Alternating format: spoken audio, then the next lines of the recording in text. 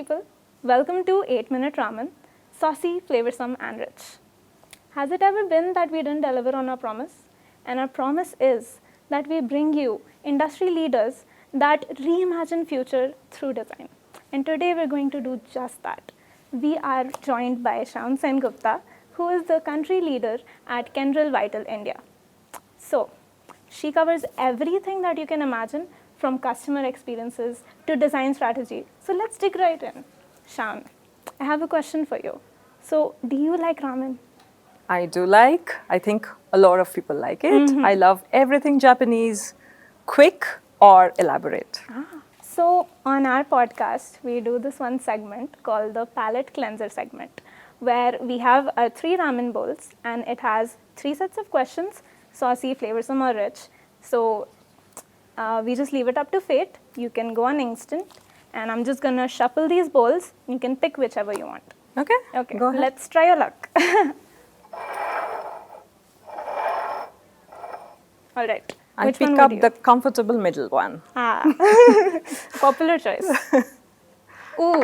Okay. So we have the orange chit, which we call the flavorsome one. So it'll be a little depth wala question. So the question is, in your journey, did saying yes bring better opportunities or saying no? Well, there are 2 parts to it, like everything else, right? Sometimes it's super important to say yes Right. when you want to say no, right? And the other way around, it's important to say no when you think it is a natural choice to say yes. You know, it's important that where the popular opinion is telling yes, Yeah. and then you know it in your gut that it is important to step up and say no. Well, that's coming from a country leader, so I'll believe that. And also, since we're talking about, design, so service design, right? So what do you think the role of service design is in the present Gen Z world or in the youth culture? Well, if it did exist for generations, I would say that probably existed more inherently than more deliberately. Right. Because this was a role that was, that was evolving, because it was very important for designers and everyone that we worked with to see different layers and different perspectives that naturally didn't come about. We, as designers, happen to be purists. We believe in Ethiopia, right? So right now you're in Kindle, but if we rewind back, you were in Philips. So how was that like?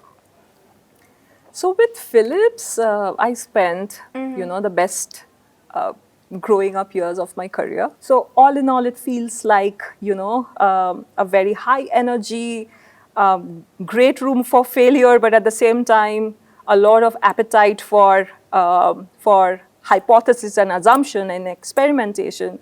So it felt really cool. When you design now, how has your approach changed when it comes to designing for humans or when it comes to practicing empathy in design? The special part or the special learning or the special, reflections that I made along my journey was roughly around 3 aspects. One is you don't always design with an outcome that is rooted in commercials. The second point that I wanted to make was behavior change. I know it's a fancy topic. It was also part of my core PhD. But no matter how often or how confidently we talk about behavior change, it is never easy. And third was, at the end of it, any intervention doesn't have to be like a explicit intervention, right? Oftentimes, as designers, we want to build a product or a solution or a framework or anything. We want to build. But learnability and, understanding for this special group is also about deciphering, analyzing patterns. That could also be your PhD. Do you think that designers are in danger now that AI is in the picture? It depends on what kind of designer you are, right? But in short, I'm just scaring you. AI is the tool that didn't exist Now it does. So use it to your benefit. Use AI as your superpower, right? AI is going to unlock access for you. It's going to give you, views on discovery. We discover, right? Yeah. That it wasn't possible humanly. Now it gives you that access. Use that access as your leverage. Now what we can do is we can ditch the long questions and just, get into the next segment of the show, which is rapid fire. So I'll ask you a bunch of questions and you can take dramatic pauses, but yeah. So are you ready? I am. Okay. If service design disappeared tomorrow, what would break first? Systems, people, or trust? I would say trust. One design principle you never compromise on. Chasing context. All right. A project that completely reshaped how you think about customer experience. I honestly can't choose a of favorite, course. but I would say that I think finally it is about any space that brings about complexity. One underrated Indian design or cultural insight that the world should notice. I won't say jugaad because I don't believe in it. What excites you more today, designing with data or designing with people? Both are related to each other. True. Yeah. Yeah. But if you had to choose one. I would say data about people. Your go-to ritual for fresh creative energy, something that resets you. Yeah, I think all of us have that. Yeah.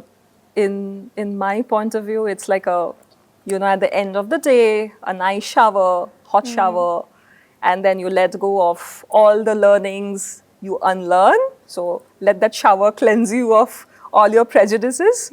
But yeah, that helps me. Okay. And last question. If design strategy were a movie, what genre would it be? I love that question. Let's go. And I love that question because, I kind of live it every day. Right. For me, it's nothing less of a thriller Okay. because it has the complexity, it has the storytelling, it starts with something, it leads to something unexpected. Exactly. But at the same time, it has a drama factor to it. So I would say like maybe a fusion between being more of a thriller, less of a drama, but somewhere a combination of it. Yeah. Okay. Beautiful answer. Well, unfortunately, that was the last question, and we come to an end to 8-Minute Ramen. And guys, if you're taking your life for granted, stop it, because you're literally the main character of a thriller movie, as Shaon Sengupta just said. This was 8-Minute Ramen, saucy, flavorsome, and rich. We bring you quick, tasty conversations. Until next time, bring your chopsticks.